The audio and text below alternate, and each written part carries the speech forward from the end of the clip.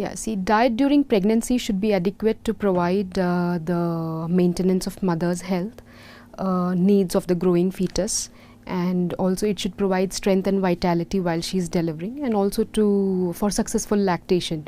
So the diet during pregnancy is very important. You know, there is a myth saying that because she has to eat for two, she has to eat double. No, she does not have to eat double. Though she has to eat for two, she just has to increase her diet by 300 kilocalories. So the diet during pregnancy should be light, it should be nutritious, easily digestible, and rich in proteins, minerals and vitamins. Apart from the principal food that she is taking, mother should definitely include at least half a liter of milk in her diet, and lots of green vegetables and fruits. Yeah, see, if you choose your diet right, you know, rather than having 3 full meals, we advise pregnant women to have 5 short meals, and they have to take adequate amount of liquids and avoid very oily food. So they must cut down on fats for sure. Those soft cheese especially should be avoided because it is unpasteurized and it might contain bacteria.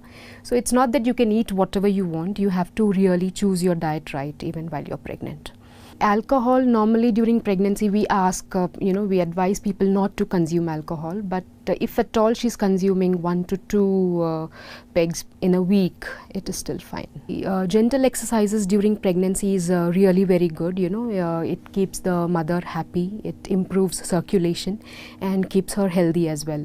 So if at all she was doing some exercises, some gentle exercises, she can continue to do the same even during pregnancy. Half an hour of exercise, half an hour of walking, simple walking in fresh air is quite good an exercise for a mother.